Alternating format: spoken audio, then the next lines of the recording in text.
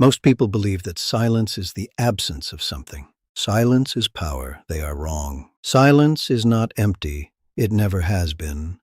The Stoics understood this 2,000 years before neuroscience could explain it.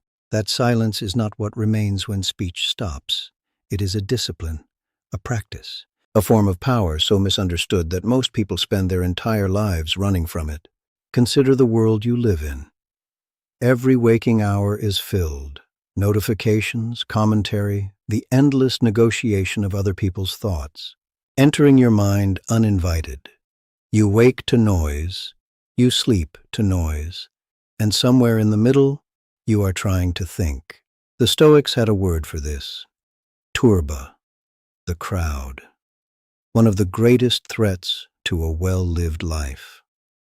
Welcome to Midnight Library. Marcus Aurelius was the most powerful man on earth. He commanded the largest army in the known world. He presided over 40 million people.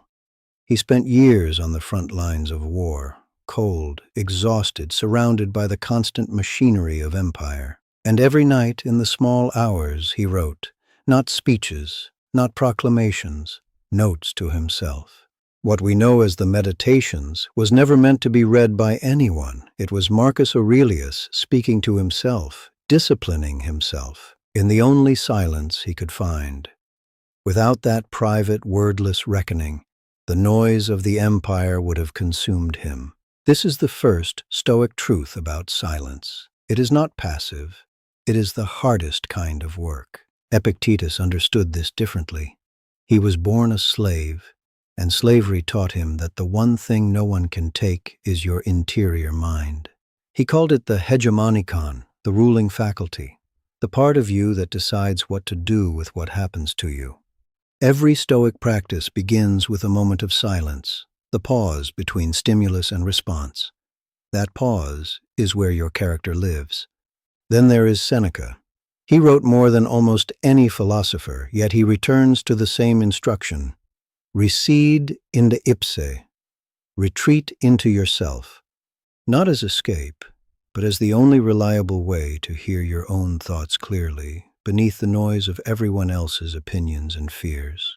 An emperor, a slave, and a senator, radically different lives, but they shared one discipline. They built silence into their day deliberately. In 2001, neuroscientist Marcus Rachel noticed something. When his subjects were given nothing to do, their brains became more active. He discovered the default mode network. It is the system responsible for self-reflection, imagination, and moral reasoning. It is the part that makes you, you. The default mode network requires one thing above all else to function properly: silence. Not just no sound, but cognitive silence. Every notification interrupts this network before it can complete its work, resolving internal conflicts and deciding what you actually believe. A 2013 study found that 2 hours of silence per day prompted the development of new cells in the hippocampus, the region for learning and emotional regulation. The Stoics had no fMRI machines, but they had careful self-observation. They knew silence is not empty time. It is when the mind does its most important work. Silence changes what you choose to say. Seneca observed that impulsive speech is often just evacuating pressure, performing emotion instead of processing it. The cost is giving away your interiority, handing the map of your inner world to people who may not handle it well. The Stoic practice is about protecting that space. The Stoics were practitioners. Here are 3 practices you can begin tonight. The first, the Morning Audit of Speech. Before you speak your first word tomorrow, ask, is what I am about to say an improvement upon silence? Not just is it true, but is it better than silence? Most of what we say is noise, filler. We speak to relieve the discomfort of silence. The practice is to become deliberate, not mute. The second practice, the evening silence of 10 minutes. Seneca called it Secessus, a withdrawal. 10 minutes before sleep to sit with your own mind. Don't tell a story. Just sit with the day as it actually was. That discomfort you might feel, that is the practice. You are giving your brain time to process. The third practice, the deliberate pause before response. Marcus Aurelius described holding your response for 4 seconds before allowing it out. In those 4 seconds, the reactive response loses pressure. The deliberate response has time to arrive. Most people cannot hold it. The silence feels hostile. What you have actually revealed is the only thing worth revealing, that you are choosing what you say rather than being chosen by it. There is a moment, sitting quietly at night, when the day has finished with you and the noise has gone. Something happens that is difficult to name.